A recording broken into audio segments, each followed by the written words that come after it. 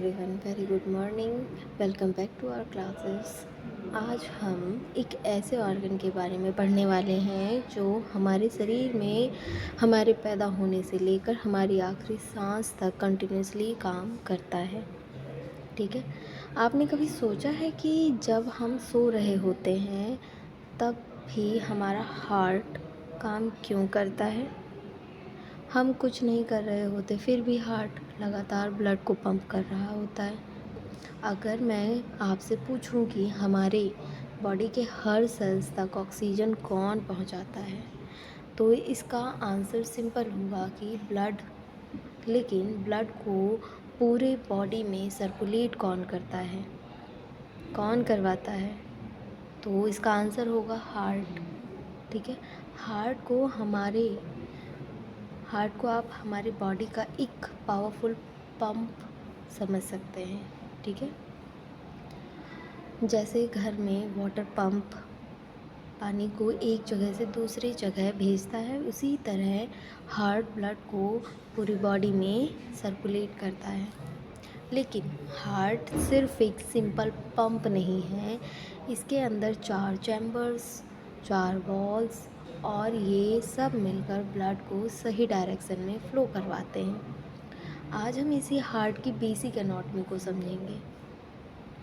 Heart कहाँ located है, इसका साइज, इसका शेप और इसके 4 चैम्बर्स, वॉल्स, ठीक है, और ब्लड वेसल्स और हार्ट से जुड़ी और भी चीज़ें हम इसमें पढ़ेंगे। तो आज के बाद जब भी आप अपना हार्ट बीट सुनेंगे लब टब, तो आपको सिर्फ आवाज़ नहीं सुनाई देगी, बल्कि आपको समझ आएगा कि उस समय आपके हार्ट के अंदर एक्चुअली क्या हो रहा है ना। तो आज हम इतने ही इम्पोर्टेंट टॉपिक के बारे में पढ़ने वाले हैं जिसका नाम है हार्ट। हार्ट एक बहुत इम्पॉर्टेंट ऑर्गन है। हार्ट क्यों काम करता है कंटिन्यूसली? हार्ट चाहे तो बंद हो जाए ना, उसे काम करने की नीड नहीं। अगर वो बंद हो गया तो पर्सन हमेशा के लिए चला जाएगा, क्योंकि हार्ट का ही काम है ब्लड को पंप करना पूरी ओवरऑल बॉडी में, सेल्स को, टिश्यूज़ को, ऑर्गन्स को हार्ट ही पंप कर रहा है। ठीक है, इसके पास क्या है? इसके पास हार्ट को ब्लड को पंप करने का अथॉरिटी है। यही ब्लड पूरा बॉडी पे पंप कर रहा है।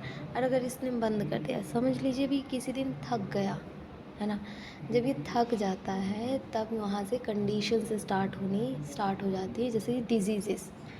हार्ट में ब्लॉकेज हो गया, मायोकार्डाइटिस हो गया, ठीक है, ऑब्स्ट्रक्शंस हो गए, इन मायोकार्डाइटिस हो गया, ये सब इसमें इन्फेक्शंस कॉज होने स्टार्ट हो जाते हैं जब हार्ट थक जाता है ना। तो हमारे हार्ट को थकने नहीं देना है ना। तो चलिए फिर स्टार्ट करते हैं।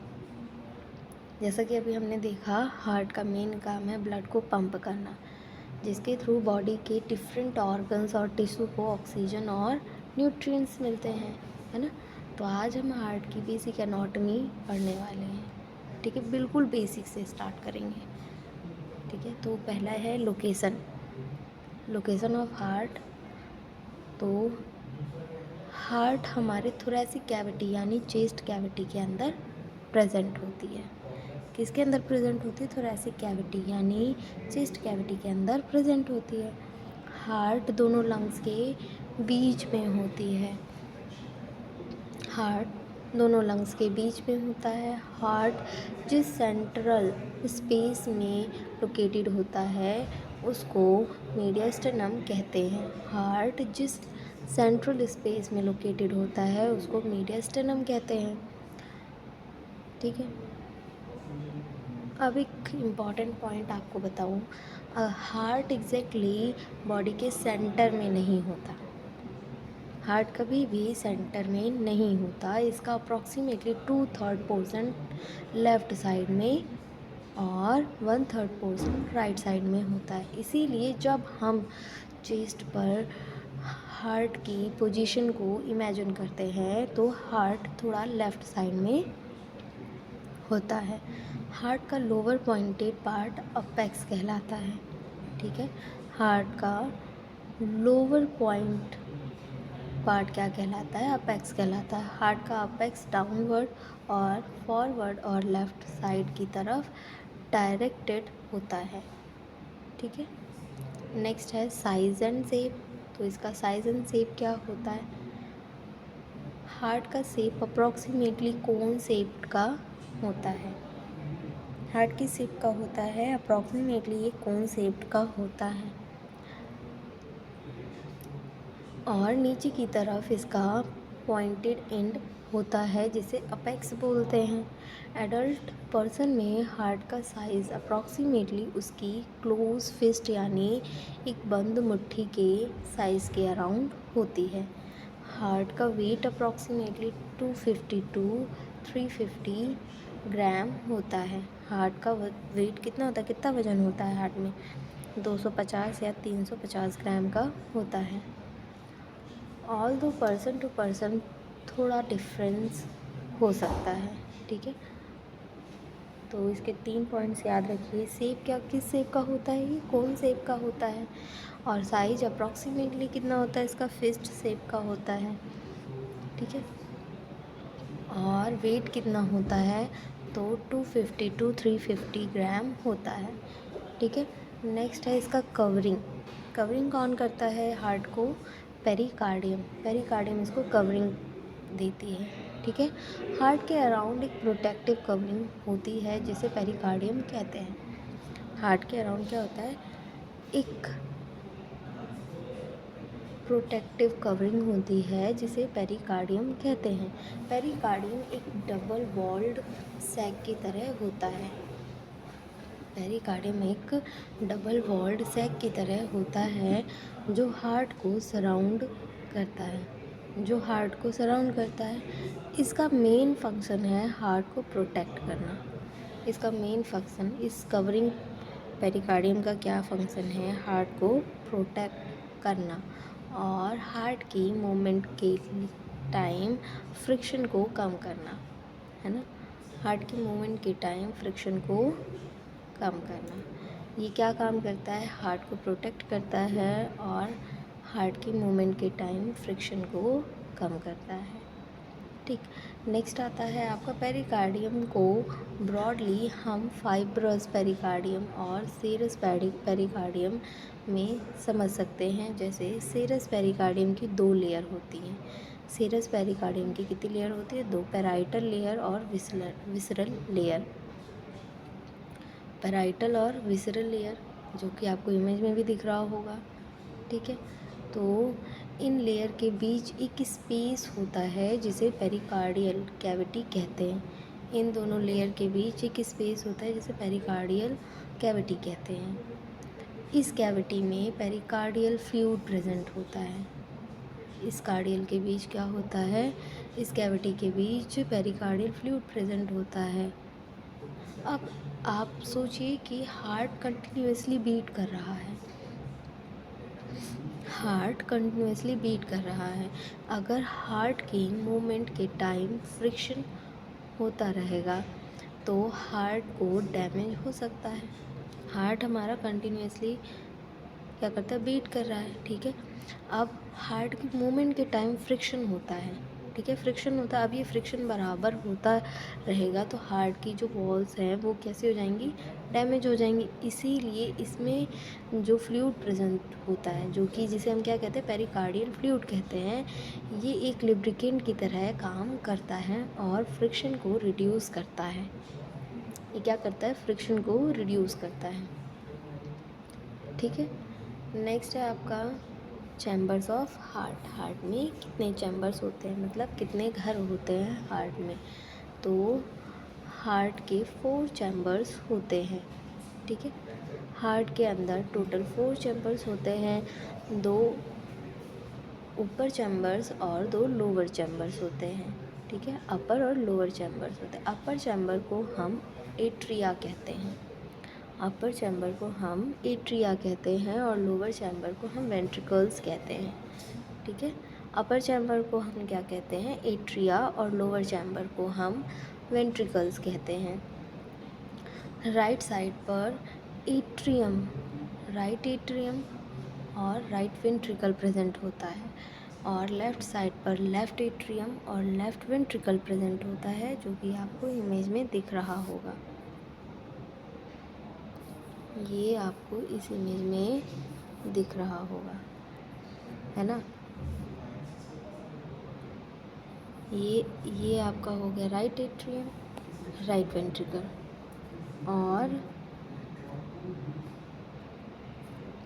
ये आपका हो गया लेफ़्ट वेंट्रिकल और लेफ़्ट एट्रियम, ठीक है।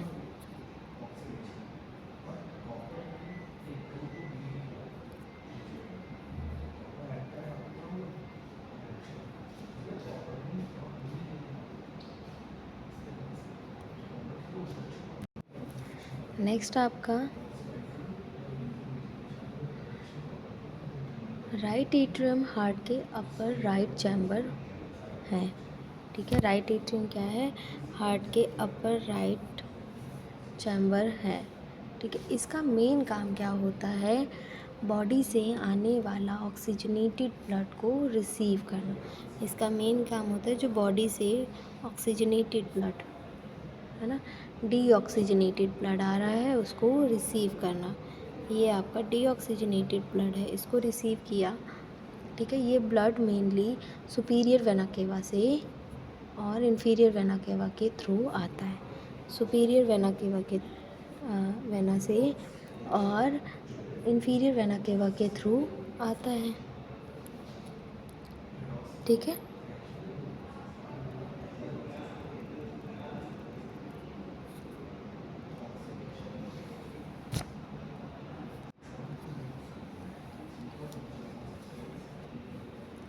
हार्ट कहाँ से आ रहा है, सुपीरियर वेना केवा से आता है, ठीक है। इन्फीरियर वेना केवा के थ्रू बॉडी में हार्ट के राइट वेंट्रिकल में एंटर करता। और ये कौन सा ब्लड इसमें होता है, इसमें डीऑक्सीजनेटेड ब्लड होता है, ठीक है। और राइट एट्रियम इसे रिसीव करता है, ठीक है। फिर लेफ़्ट वेंट्रिकल्स में जाता है, लेफ़्ट वेंट्रिकल से फिर कहाँ जाता है, लंग्स में जाता है, ठीक है। फिर वहाँ वो प्यूरीफाई होता है, फिर वापस से बॉडी में आता है, ठीक है।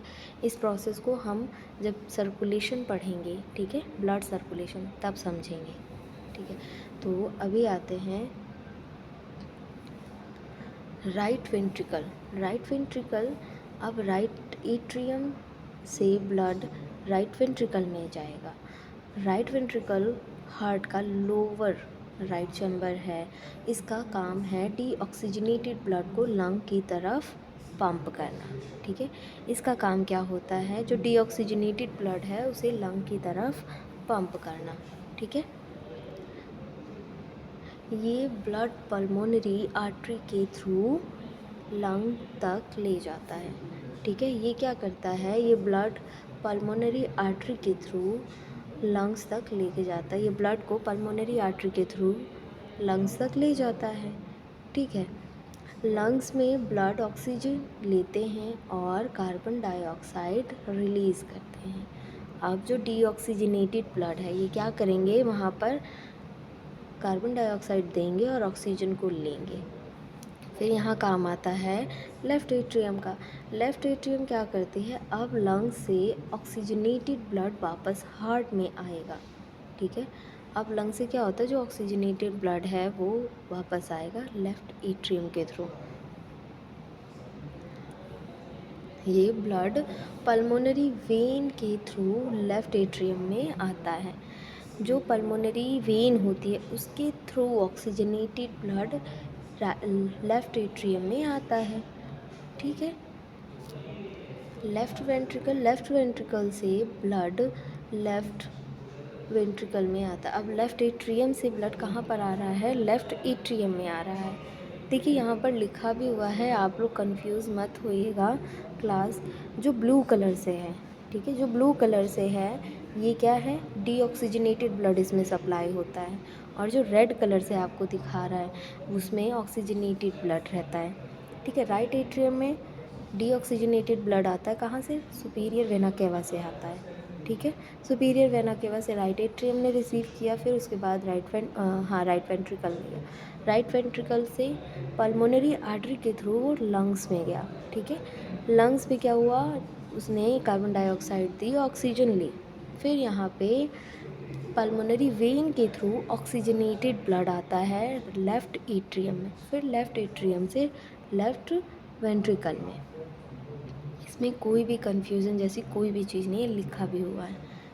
ठीक है, और फिर लेफ़्ट वेंट्रिकल का काम है ऑक्सीजनेटेड ब्लड को पूरी बॉडी में पंप करना।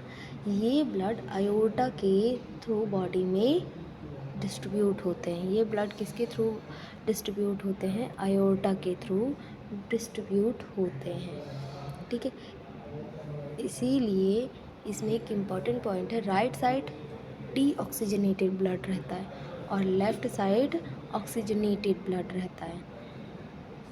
ठीक है, लेकिन एक बात ध्यान रखना, पल्मोनरी सर्कुलेशन में पल्मोनरी आर्टरी और पल्मोनरी वेन इसका एक्सेप्शन है। ठीक है, अब आते हैं वेल्व्स पे। कितनी वेल्व्स होती हैं, इसमें 4 वेल्व्स होती हैं। जब 4 घर हैं तो 4 गेट भी तो होंगे, है ना। जब 4 घर हैं तो 4 गेट भी होंगे।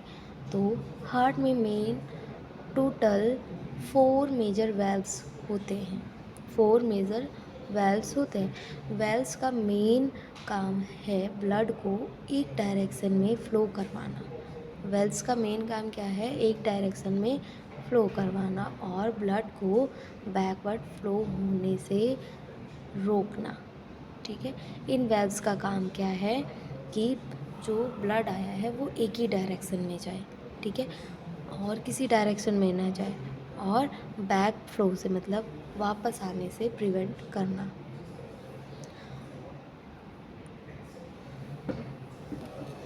जैसे मैंने आपको बताया, जब 4 कमरे हैं तो 4 गेट होने ज़रूरी हैं। तो इसी की तरह आप इमेजिन करिए कि 4 क्या हैं, डोर हैं।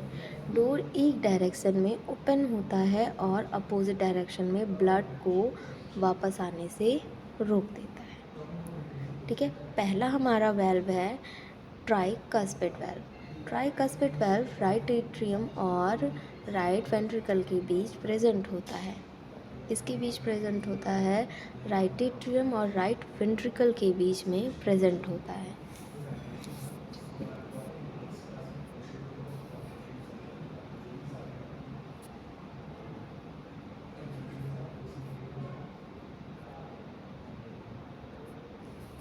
ये रहा आपका।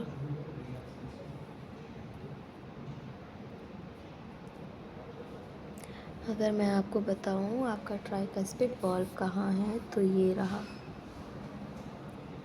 ठीक है, ये आपका ट्राइकस्पिड वेल्व है। ट्राइकस्पिड वेल्व राइट एट्रियम और राइट वेंट्रिकल के बीच प्रेजेंट होता है। इसीलिए right atrium tricuspid valve right ventricle होता है। ठीक है, इन दोनों के बीच में प्रेजेंट होता है। Pulmonary valve, pulmonary valve right ventricle और पल्मोनरी आर्टरी के बीच प्रेजेंट होता है। राइट वेंट्रिकल और पल्मोनरी आर्टरी के बीच प्रेजेंट होता है। अब सेकेंड वेल्व मैं आपको दिखाऊं।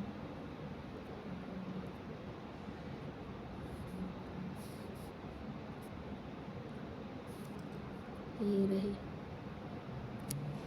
ये राइट वेंट्रिकल और पल्मोनरी आर्टरी के बीच में प्रेजेंट है। ये सेकेंड वेल्व है। ठीक है, राइट वेंट्रिकल जब ब्लड को लंग्स की तरफ पंप करता है तो ब्लड पल्मोनरी आर्टरी में जाता है। नेक्स्ट है मिट्रल वाल्व। मिट्रल वाल्व को बाइकस्पिड वाल्व भी कहते हैं। मिट्रल वाल्व को बाइकस्पिड वाल्व भी कहते हैं। ठीक है, अब ये मिट्रल वाल्व कहाँ पर है,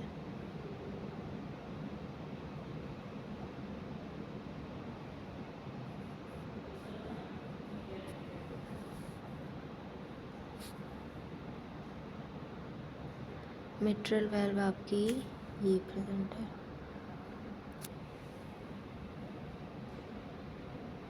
ठीक है। ये right atrium and left ventricle के बीच में प्रेजेंट होती है। ये आपकी थर्ड वेल्व हो गई। अब आपकी आती है आयोर्टिक वेल्व। आयोर्टिक वेल्व कहाँ प्रेजेंट है? आयोर्टिक वेल्व लेफ्ट वेंट्रिकल और आयोर्टा के बीच प्रेजेंट होती है, जो यहाँ पर है, इस जगह पर है। ठीक, तो लेफ्ट वेंट्रिकल जब ब्लड को आयोर्टा में पंप करता है तो aortic valve proper one way flow maintain करते हैं। ठीक है, तो 4 वेल्व को एक साथ रिपीट करते हैं।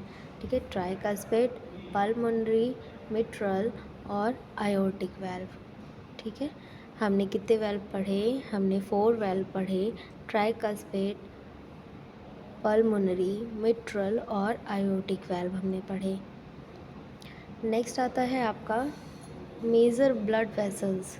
ठीक है, हार्ट से कनेक्टेड मेजर ब्लड वेसल्स। पहला क्या है? Superior vena cava. देखिए, आपको इसमें दिखाया गया है superior vena cava.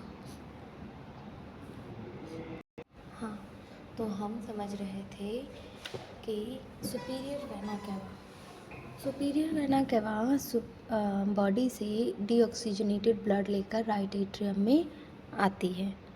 Superior vena cava क्या काम करती है? डीऑक्सीजनेटेड ब्लड लेकर कहाँ पर आती है? राइट एट्रियम में आती है।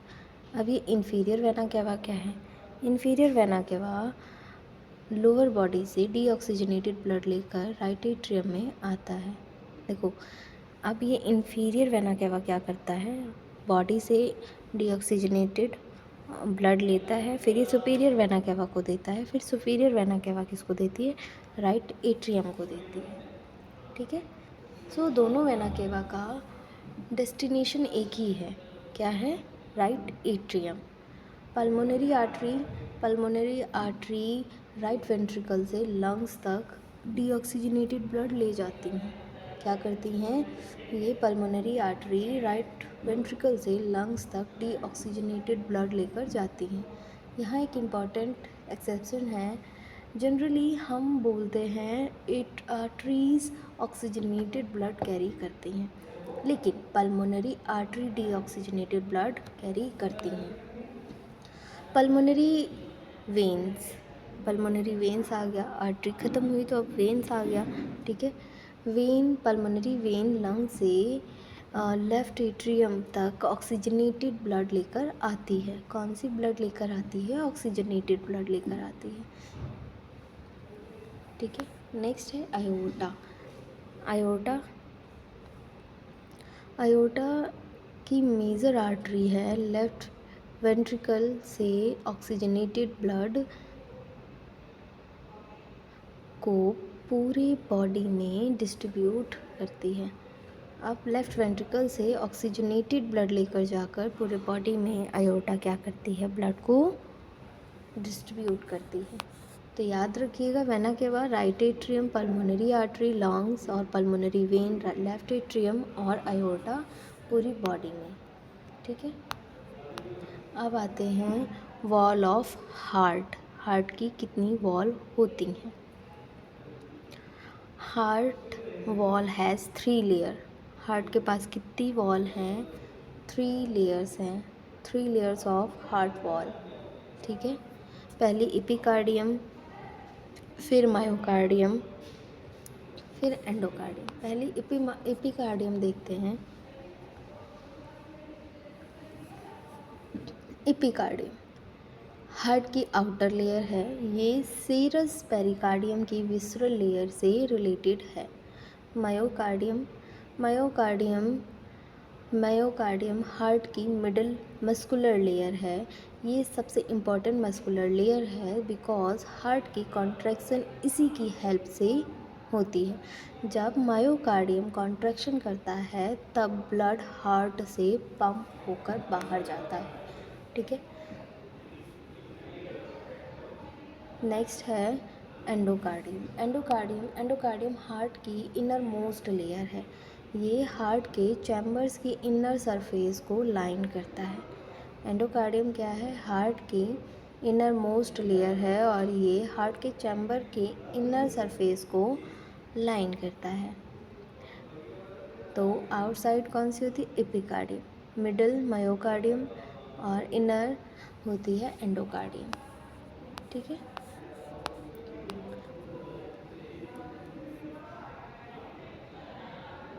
ये था आपका हार्ट और इसका बेसिक एनाटॉमी आज हमने पढ़ा। ठीक है। हार्ट की लोकेशन, इसका शेप, साइज़ और कवरिंग, इसके वेल्व्स, इसके चैम्बर और इसकी लेयर्स भी हमने समझी।